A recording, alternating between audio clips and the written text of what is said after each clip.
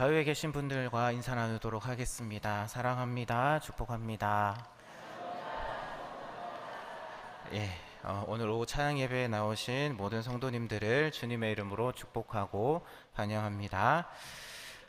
호주에 이제 브로니 웨어라는 한 간호사가 있었습니다. 이 간호사는 수년간 임종을 앞둔 그런 환자들 곁을 지키면서 그들의 마지막 이야기를 책으로 기록을 했는데요. 그 책 제목이 바로 죽을 때 후회하는 5가지라는 그런 책입니다. 그 책에서 이제 그녀가 발견한 놀라운 공통점이 기록이 되어 있는데요. 죽음 앞에 선 사람들은 더 많은 돈을 벌지 못한 것을 후회하지 않았습니다. 그리고 또한 더 오래 일하지 못한 것을 아쉬워하지도 않았습니다. 대신 그들이 반복해서 이야기한 것은 사랑하는 사람들과 더 많은 시간을 보내지 못한 것, 그리고 또한 진작 화해했어야 할 관계들을 미뤄온 것, 그리고 또한 마음 깊은 곳에 계속 느껴왔던 그런 하나님을 향한 갈망을 평생 외면하면서 살아온 것, 그런 것이었습니다. 그래서 저는 이 이야기를 읽으면서 또 다른 후회를 떠올렸습니다. 그때 그 친구에게 교회 한번 가자고 말해볼 걸. 또한 부모님이 살아계실 때 또한 예수님의 이야기를 좀 더 진지하게 나눠볼 걸. 네, 분명 저희 부모님은 살아계십니다. 네, 네, 다른 분들이 이런 후회를 했다라는 거죠. 네, 사실 우리는 언젠가는 죽습니다. 그리고 우리가 사랑하는 사람들도 언젠가는 죽음을 맞이합니다. 네, 그 사실 앞에서 가장 절박하게 다가오는 질문은 이것입니다. 나는 지금 내 곁에 있는 사람의 영혼을 위해서 무엇을 하고 있는가? 오늘 우리가 읽었던 이사야서의 말씀은 바로 이 질문과 연결되어 있습니다. 너희는 여호와를 만날 만한 때에 찾으라. 이 말씀은 먼저 우리 자신을 향한 초청입니다. 하지만 이 말씀에는 또 다른 차원이 있습니다. 누군가 이 말씀을 우리에게 전해 주었기 때문에 우리가 지금 이 자리에 있다라는 사실입니다. 그리고 또한 누군가의 입술을 통해서, 또한 누군가의 발걸음을 통해서, 또한 누군가의 기도를 통해 이 초청이 우리에게 닿았던 것입니다. 우리는 7월 5일 이제 해피데이를 앞두고 있습니다. 곧 있을 이 날은 우리가 소중하게 여기는 이웃과 가족, 그리고 또 오랫동안 교회의 발걸음을 옮기지 못했던 그런 분들을 다시금 이 자리로 초대하는 그러한 날입니다. 그래서 저는 오늘 이사야서의 말씀을 통해서 2가지를 한번 함께 생각해 보고 싶습니다. 첫 번째는 우리는 자신이 지금 하나님을 찾고 있는가? 두 번째로는 우리가 받은 그 초청을 지금 누구에게 전하고 있는가? 먼저 오늘 말씀이 쓰여진 배경을 한번 생각해 보도록 하겠습니다. 이 말씀이 주어진 시기는 이스라엘 역사에서 가장 참담한 시기였습니다. 유다 백성들은 바벨론 제국에 의해서 나라를 잃고 포로로 끌려가 있었습니다. 예루살렘 성은 무너졌고 또한 하나님을 예배하던 성전은 불타 없어졌습니다.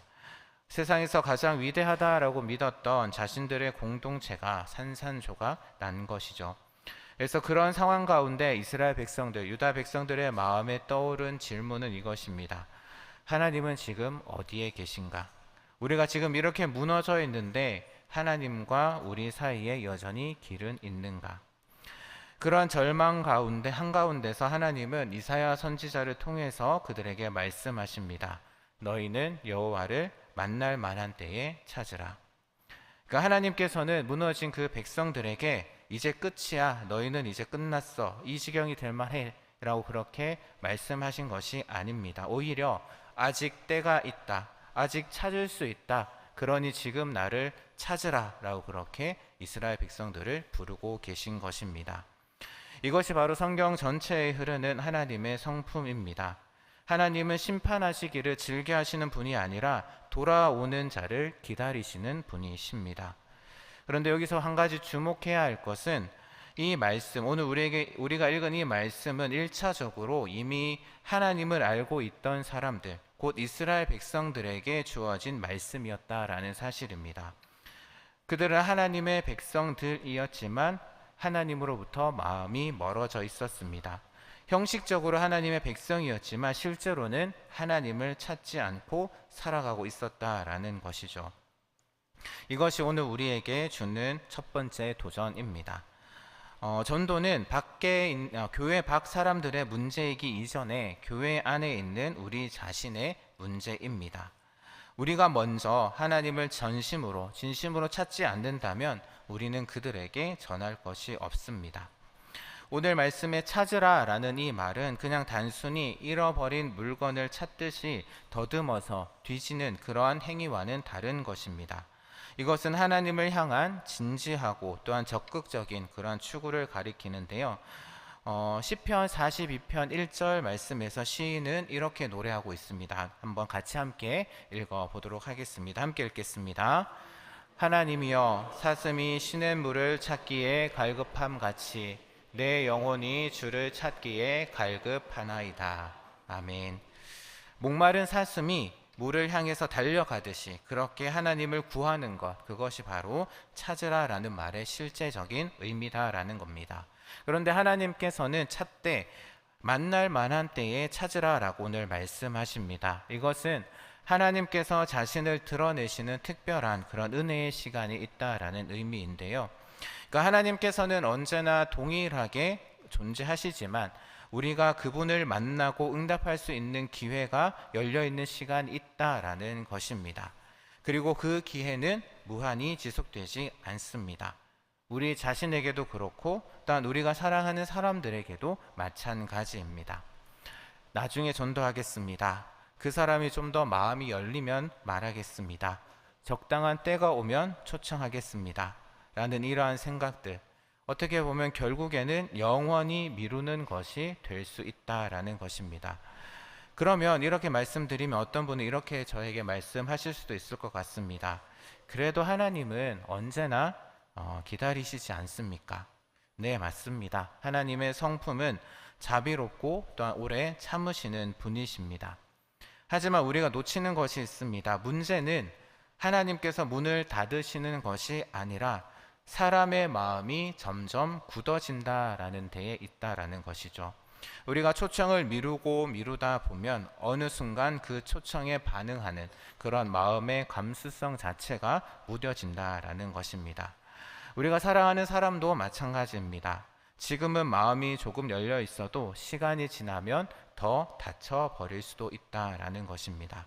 그래서 가까이 계실 때에 그를 부르라, 하나님을 부르라 라는 이 말씀은 우리 자신에게도 또한 우리가 전도해야 할, 우리가 초대해야 할 사람들을 향한 그런 마음에도 동일한 그런 긴급함으로 다가와야 할 것입니다. 그런데 하나님께서는 또한 가까이 계실 때에 라는 그런 표현을 사용하고 계시는데요. 여기서 이제 말하는 가까이라는 것은 단순히 물리적인 거리만을 말하는 것은 아닙니다.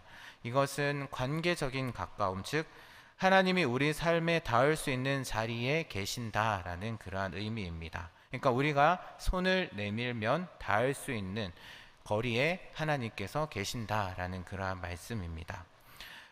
이러한 생각은 사실 당시 주변 나라들의 종교 개념과는 완전히 다른 개념입니다.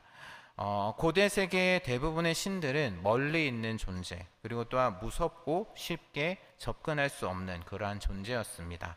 하지만 이사야가 선포하는 그 하나님 여호와는 가까이 계시고 지금 여기서 부를 수 있는 분이다라는 것이죠. 어떻게 보면 이것이 복음의 핵심이 아닐까 합니다. 인간의 죄는 하나님과 우리 사이에 거리를 만들었습니다. 그런데 하나님은 그 거리를 좁히기 위해서 먼저 움직이셨습니다. 그리고 또한 가장 결정적인 방식은 바로 예수 그리스도를 이 땅 가운데 보내신 것입니다. 그래서 요한복음 1장은 이것을 말씀이 육신이 되어 우리 가운데 거하셨다라고 그렇게 표현하고 있습니다. 그리고 하나님이 가까이 계신다는 그러한 이사야의 약속이 바로 예수 그리스도의 성육신, 예수 그리스도께서 이 땅에 오심으로 실제가 되었다라는 것입니다. 그 하나님은 더 이상 멀리서 단지 우리를 내려다보시는 분은 아니십니다. 예수님은 우리 삶 가운데 직접 들어오셨고 또 십자가에서 우리와 또 하나님 사이의 담을 허무셨습니다. 이것을 잘 보여주는 것이 이제 성경 말씀에 특별히 예수님의 사역 가운데 잘 나타나고 있는데요. 12해 동안 혈루증을 앓아온 한 여인이 있었습니다. 그녀는 오랜 병으로 사람들에게 부정하다라고 여겨졌고 성전에도 그리고 또한 사람들 사이에서도 나아갈 수 없는 그러한 존재였습니다. 그녀가 할 수 있는 것이라곤 오직 예수님의 옷자락에 손을 대는 것 그것뿐이었습니다. 그런데 예수님은 그 손길을 기억하시고 느끼시고 뒤를 돌아보셨습니다. 그리고 말씀하시죠. 딸아 안심하라. 내 믿음이 너를 구원하였다. 아무도 가까이 오지 않던 그 여인에게 예수님은 스스로 가까이 계셨습니다. 이것이 가까이 계실 때에라는 말씀이 예수님 안에서 이루어진 모습입니다. 예수님이 이 여인에게 가까이 가실 수 있었던 것은 예수님이 먼저 사람들이 모인 자리로 걸어가고 계셨기 때문입니다. 전도도 이와 비슷하지 않을까 합니다. 우리가 사람들 곁으로 가까이 가지 않으면 그들은 손을 내밀 기회조차 갖지 못합니다. 하나님이 가까이 계신다라는, 우리 가까이 계신다라는 그 진리는 우리가 그 가까움을 누군가에게 전달하는 통로가 되라는 그러한 또한 부르심이기도 합니다. 그리고 또 하나님께서 오늘 이렇게 말씀하십니다. 그를 부르라. 이 말은 결국에는 기도하라라는 그러한 의미입니다. 기도는 단순히 소원을 비는 행위가 아닙니다. 기도는 하나님이 실제로 살아 계시고 또한 우리의 말을 듣고 계시고 또한 반드시 응답하신다라는 그러한 신뢰를 표현하는 행위가 바로 기도입니다. 믿음이 없다면 부르는 일 자체가 의미가 없겠죠. 그래서 기도는 어떻게 보면 신앙의 가장 솔직한 표현이기도 합니다. 그래서 우리가 기도할 때에 우리는 하나님께서 계신다, 그리고 그분이 나의 기도를 듣고 계신다라는 것을 실제로 고백하는 행위인 것입니다. 그렇다면 여기서 한 가지 질문을 드리겠습니다. 여러분은 지금 하나님을 부르고 계십니까? 그리고 또한 누군가의 이름을 마음에 품고 하나님께 부르짖고 계십니까? 매주 예배에 참석하지만 진지한 기도가 언제였는지 또한 기억이 흐릿한 분들도 계실 것이고요. 전도 대상자의 이름을 놓고 구체적으로 기도해 본 적이 언제인지 떠올리기 어려운 분들도 있을 줄로 압니다. 그런데 그것은 하나님이 멀어지신 것이 아니라 우리가 부르기를 멈춘 것입니다. 하나님은 지금도 여전히 우리 가까이에 계십니다. 지금 이 순간에도 여러분들의 이름을, 그리고 또한 여러분들이 마음에 품고 있는 그 사람의 이름도 알고 계십니다. 그러니 지금 우리 가까이 계신 하나님을 찾으십시오. 그리고 부르십시오. 그리고 마음에 있는 그 한 영혼을 위해서 또한 기도하는, 하나님 앞에 나아가는 그런 저와 여러분이 되기를 주님의 이름으로 부탁드립니다. 7절 말씀으로 넘어가서 7절은 좀 더 구체적으로 도전적인 메시지를 담고 있습니다. 악인은 그 길을, 불의한 자는 그의 생각을 버리고 여호와께로 돌아오라. 여기서 말하는 악인이라는 표현은 우리가 흔히 생각하는 극악한 그러한 범죄자를 가리키는 것만은 아닙니다. 이 표현은 하나님과의 관계에서 벗어난 상태에 있는 사람, 곧 하나님을 삶의 중심에서 밀어내고 자기 뜻대로 살아가는 그러한 사람을 의미를 합니다. 바로 우리가 전도하고자 하는 많은 사람들이 바로 이런 상태에 있다라는 것이죠. 그 사람들이 반드시 나쁜 사람이라서가 아니라 단지 하나님 없이도 살아갈 수 있다고 생각하면서 살아가는 사람들입니다. 그리고 또한 그의 길이라는 표현은 단순히 잘못된 행동 몇 가지를 가리키는 것만은 아닙니다. 이것은 삶 전체의 방향, 곧 무엇을 위해서 살아가고 있는가, 또한 무엇이 나의 중심인가라는 근본적인 질문을 담고 있는 표현입니다. 그런데 더 놀라운 것은 불의한 자의 생각을 버리라라는 그러한 부분인데요. 하나님께서는 우리의 행동만이 아니라 그 행동을 만들어내는 생각의 틀 자체를 바꾸기를 원하고 계신다라는 것입니다. 그렇다면 이것이 왜 중요한 것일까요? 우리는 전도할 때에 종종 행동의 변화만을 요구할 때가 있습니다. 교회에 나오면 이거는 끊어야 돼, 이런 거는 이제 하지 말아야 돼 라는 그런 식의 접근인 것이죠. 하지만 복음이 먼저 다루는 것은 행동이 아니라 바로 이러한 생각의 틀입니다. 나는 혼자서도 잘 살 수 있어 라는 그러한 생각, 하나님은 내 실제 삶과 관계없어 라는 그러한 마음, 이러한 생각의 틀 자체가 바뀌어야 한다라는 것입니다. 그리고 행동의 변화는 그 다음 자연스럽게 따라오는 결과인 것이죠. 그래서 사도 바울은 이것을 로마서 12장 2절 말씀에서 이렇게 표현을 하고 있습니다. 한번 함께 읽어보도록 하겠습니다. 너희는 이 세대를 본받지 말고 마시고 운전하신 뜻이 무엇인지 분별하도록 하라. 아멘. 여기서 마음을 새롭게 한다라는 것이 바로 생각의 틀을 바꾸는 것입니다. 그러니까 세상이 중요하다라고 생각하는 것을 그대로 따라가지 말고 하나님의 눈으로 삶을 다시 보라라는 것이죠. 이것이 바로 회개의 핵심이고 동시에 우리가 전도할 때에 전해야 할 핵심 메시지입니다. 그러니까 우리는 사람들에게 행동의 교정을 제안하는 것이 아니라 삶을 바라보는 시선 자체가 달라질 수 있다라는 것을 전하는 것입니다.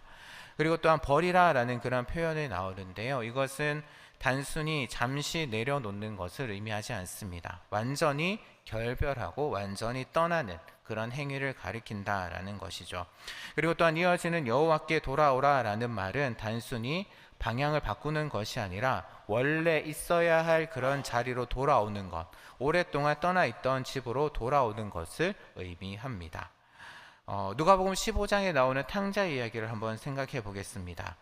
아버지의 집을 떠나 먼 나라로 갔던 아들이 돼지우리에서 자신의 현실을 직면합니다. 그래서 성경은 이렇게 이야기합니다. 이에 스스로 돌이켜라고 기록을 하고 있는데요. 바로 이것이 회개의 시작입니다. 그래서 자기 삶을 있는 그대로 직면하고 이렇게 방향을 돌이키기로 결단했던 것이죠. 그런데 누가복음 15장에 나오는 이 탕자 이야기에서 가장 감동적인 부분은 바로 아버지의 반응입니다. 아버지는 아들이 아직 멀리 있을 때에 아직 도착하기도 전에 달려나가서 아들의 목을 안고 입을 맞춥니다. 아들이 준비한 그런 사과의 말이 끝나기도 전에 아버지는 이미 잔치를 준비합니다. 어떻게 보면 이것이 오늘 이사야 55장이 그림으로 보여주는 하나님의 모습이 아닐까 합니다. 하나님은 우리가 돌아오는 길 위에 있을 때에 이미 우리를 향해 달려오시는 분이시다라는 것이죠. 그리고 또 이어서 본문은 이렇게 약속합니다. 그가 긍휼히 여기시리라. 그가 널리 용서하시리라. 여기서 이제 긍휼이라는 단어는 성경 원문에서 이제 어머니의 자궁을 뜻하는 말에서 유래했다라고 합니다. 그래서 이제 긍휼히 여긴다라는 것은 어머니가 아이를 태 속에 품듯이 그 깊은 사랑과 연민으로 하나님께서 우리를 대하신다라는 그러한 의미입니다. 이것은 그냥 단순히 법적인 그러한 사면만을 의미하지는 않습니다. 그래서 결국 하나님의 용서는 법원에서 무죄 판결을 받는 것만 의미하는 것이 아니라 어머니의 품 안에 안기는 것과 같다라는 것이죠. 그리고 또한 널리 용서하시리라 라는 표현은 원문에서 풍성하게 용서하신다라는 그러한 의미입니다. 그러니까 하나님의 용서는 그냥 마지 못해서 주시는 것이 아닙니다. 그러니까 조건이 또한 겨우 충족되었을 때에 찔끔 그렇게 주시는 건 또 아니다라는 것이죠. 하나님의 용서는 넘쳐 흐릅니다. 인간의 죄가 아무리 크더라도 하나님의 은혜가 그것을 능가한다라는 것입니다. 그래서 바울이 로마서 5장 20절에서 죄가 더한 곳에 은혜가 더욱 넘쳤다라고 이야기를 하고 있는데요. 이것은 오늘 말씀에 나오는 그 이사야의 약속이 예수 그리스도의 십자가 안에서 완전히 이루어진다라는 것을 선언하는 그러한 말입니다. 그리고 또한 이 사실을 가장 잘 보여주는 말씀이 있습니다. 이제 예수님께서 우리의 죄를 대신해서 십자가에 달리셨을 때에 성경의 기록을 보게 되면 양쪽에 두 명의 강도가 함께 달렸습니다. 한편의 강도는 끝까지 예수님을 조롱했지만 다른 강도는 마지막 순간에 예수님을 향해서 이야기합니다. 예수여, 당신의 나라에 임하실 때에 나를 기억하소서. 그 강도는 삶을 돌이킬 시간도 없었고요. 또한 선행을 할 시간도 없었고요. 무엇보다도 세례받을 시간도 없었습니다. 그가 할 수 있었던 것은 오직 예수님을 향해서 입을 여는 것뿐이었습니다. 그래서 그는 그렇게 고백을 했고 그 말씀을 들으신 예수님께서는 그에게 이렇게 말씀하십니다. 오늘 내가 나와 함께 낙원에 있으리라. 어떻게 보면 이것이 하나님의 그런 풍성한 용서를 보여주는 장면입니다. 그래서 우리가 자격을 갖추어야지만 받을 수 있는 것이 아닙니다. 돌아오는 순간 그 용서는 이미 우리를 기다리고 있다라는 것이죠. 우리 중에 어떤 분들은 어떤 사람을 두고 저 사람은 너무 멀리 갔다라고 그렇게 생각하는 경우가 있습니다. 하지만 십자가 옆의 강도는 인생의 마지막 몇 시간을 남겨두고도 구원을 받았습니다. 그래서 우리가 마음속으로 전도를 포기한 그 사람도 어떻게 보면 여전히 하나님의 풍성한 용서 안에 있다라는 사실을 기억하시고 또한 그들에게 나아가시는, 그들에게 예수 그리스도를 전하는 그런 모든 성도님들 되시기를 주님의 이름으로 부탁드립니다. 그래서 많은 분들이 또한 하나님께 나아가는 것을 주저하는 이유 중에 하나가 또한 자신의 과거, 또한 오랫동안 신앙에서 떠나 있던 그런 세월이 하나님 앞에 서는 것을 어색하고 부끄럽게 만듭니다. 그래서 우리가 전도하려고 하는 사람들도 같은 마음을 가집니다. 내가 교회 가면 나도 받아줄까? 라는 그런 두려움이 있습니다. 하지만 오늘 본문은 바로 그러한 사람들에게 이야기를 합니다. 하나님은 완벽한 사람을 받아들이시는 분이 아니라 돌아오는 사람을 기꺼이 받아들이시는 분이시다라는 것이죠. 그래서 우리의 과거가 아무리 무겁더라도 하나님의 용서는 그보다 더 깊다라는 것을 오늘 본문은 우리에게 이야기를 하고 있습니다. 그렇다면 이러한 용서가 가능한 근거는 무엇일까요? 오늘 55장을 읽었는데 53장의 말씀에서 이렇게 이야기합니다. 그는 우리의 허물을 위하여 상처를 받았고 우리의 죄악을 위하여 찔렸다. 그리고 55장은 바로 이러한 예언 다음에 나오고 있습니다. 그래서 하나님의 풍성한 용서는 바로 값없이 주어지는 것처럼 보여지지만 사실은 엄청난 값이 지불된 것이죠. 바로 예수 그리스도께서 십자가에서 그 죄값을 치르셨습니다. 그래서 우리에게는 값없이 주어지는 것이지만 하나님께는 아들의 생명이 지불된 그러한 용서인 것입니다. 그렇기 때문에 이 용서는 결코 가볍지 않고 동시에 우리가 무언가 자격을 갖춰야만 받을 수 있는 것도 아니다. 바로 이것이 우리가 전해야 할 복음이다라는 것입니다. 이제 말씀을 시작하면서 제가 브로니 웨어라는 간호사 이야기로 이제 말씀을 시작을 했는데요. 그녀가 기록한 그 임종 환자들의 후회는 결국 한 가지입니다. 정말 중요한 것을 나중으로 미뤄왔다라는 것입니다. 그러니까 하나님과의 관계를 나중에 정리하려 했지만 그 나중은 결코 오지 않았다라는 것이죠. 그리고 또한 그 후회에는 분명히 사람도 포함되어 있습니다. 사랑하는 사람들과 나누지 못한 말, 또한 전하지 못한 진심이 그 후회에 담겨 있다라는 것이죠. 그래서 이사야는 오늘 말씀에서 우리에게 이야기합니다. 지금이 그때입니다. 하나님은 지금 가까이 계십니다. 그러니 지금 찾으십시오. 지금 부르십시오. 그리고 지금 돌아오십시오. 종교개혁자 마틴 루터는 이런 말을 남겼다라고 합니다. 당신에게 주어진 가장 중요한 시간은 항상 지금이다. 신앙의 결단도 또한 전도의 결단도 마찬가지입니다. 더 준비가 되면, 더 상황이 안정되면, 더 마음이 정리되면 하겠다라는 생각, 결국에는 영원히 미루는 것이 될 수 있다라는 것을 꼭 기억하시기를 바랍니다. 하나님이 부르시는 시간, 하나님이 가까이 계신 그 순간에 응답하는 것, 그것이 바로 믿음입니다. 그리고 또한 우리가 사랑하는 사람들에게 그 부르심을 전하는 것, 그것이 바로 전도입니다. 그렇다면 곧 있을 해피데이를 앞두고 우리가 해야 할 중요한 일은 무엇일까요? 초대 문자를 보내는 것, 또한 선물을 나누고 함께 식사하는 것, 물론 중요한 일입니다. 하지만 그보다 더 중요한 것은 우리 자신이 먼저 하나님을 찾는 사람이 되는 것입니다. 우리가 먼저 하나님의 긍휼과 하나님의 용서를 실제로 경험하는 사람이 되는 것입니다. 그리고 사람들이, 또한 우리가 초대한 사람들이 이 자리에 왔을 때에 우리 삶에서 무언가 다른 것이 보여야 합니다. 그 다름은 어떤 프로그램으로 만들어내는 것이 아니라 하나님을 실제로 만나서 사람들에게 자연스럽게 흘러나오는 것이죠. 오늘 이 자리에 계신 여러분들에게 권면합니다. 먼저 마음속에 떠오르는 한 사람의 이름을 붙드십시오. 그 사람이 오랫동안 교회에 나오지 않은 가족일 수도 있고요. 또한 마음의 문을 닫은 친구일 수도 있고요. 한 번도 예수님에 대해서 들어보지 못한 그런 동료일 수도 있습니다. 그리고 그 이름을 마음속에 놓고 이제부터라도 구체적으로 기도하시기를 바랍니다. 그리고 또한 용기를 내어서 해피데이 때 그 사람을 초대하는 말 한마디를 건네시기를 바랍니다. 거창한 말이 필요한 것이 아닙니다. 이번 주일에 교회에 우리 한번 같이 가보지 않을래? 이 짧은 말 한마디가 시작이 될 수 있습니다. 그러면서 우리 자신의 신앙도 한번 돌아보시기를 바랍니다. 매주 예배에 참석하지만 사실 마음이 다른 곳에 가 있었다면 오늘 그 마음을 하나님 앞에 내려놓으시기를 바랍니다. 기도가 형식이 되어 버렸다면 오늘부터 다시 진심으로 하나님을 부르시기를 바랍니다. 오랫동안 내 방식대로, 내 생각대로, 내 마음대로 살아왔다면 오늘 그 방향을 하나님께로 돌이키시기를 바랍니다. 우리 자신이 먼저 회복되지 않는다면 우리의 전도는 메아리 없는 외침이 될 뿐입니다.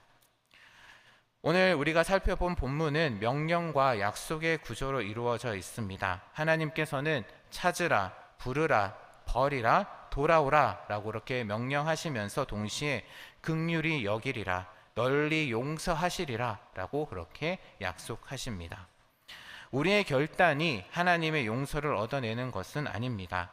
하나님의 용서가 이미 십자가에서 준비되어 있기 때문에 우리가 그것을 향해 돌이키는 것입니다. 그러니까 우리는 자격이 있어서 돌아오는 것이 아니라 하나님이 기다리고 계시기 때문에 돌아가는 것입니다. 그리고 또한 우리는 이 좋은 소식을 단지 우리만 간직하면 안 될 것입니다. 받은 은혜는 반드시 흘러넘쳐 누군가에게 닿아야 된다라는 것이죠. 그러니까 하나님이 우리를 긍휼히 여기신다라는 것, 또한 풍성히 용서하신다라는 것, 이것이 여러분들의 삶의 가장 깊은 기반이 되기를 바랍니다. 그리고 또한 이 사실 위에 서 있는 사람은 쉽게 흔들리지 않습니다. 실패해도 다시 일어날 수 있습니다. 다른 길을 가더라도 다시금 돌아올 수 있습니다. 상처를 받아도 치유받을 곳을 알고 있다라는 것이죠. 그래서 이 복음이 오늘 이 자리에 앉아 계신 여러분들 각자의 삶에 더 깊이, 더 실제적으로 살아나기를 주님의 이름으로 축복합니다. 그리고 또한 그 복음의 흔적이 여러분들의 일상에서 자연스럽게 드러나서 여러분이 마음에 품은 그 한 사람의 삶에, 그리고 또한 곧 이 자리에 오시게 될 그 새신자와 장결자들의 마음에 가 닿기를 소망합니다. 지금이 그때입니다. 하나님은 지금도 가까이 계시고요. 여러분 곁에 있는 그 사람에게도, 또한 여러분들이 마음이 품고 있는 그 사람들에게도 하나님은 지금 가까이 계심을 믿고 또한 그들에게 다가가는, 그래서 예수 그리스도의 복음을 전하는 여기에 계신 모든 성도님들 되시기를 주님의 이름으로 부탁드립니다.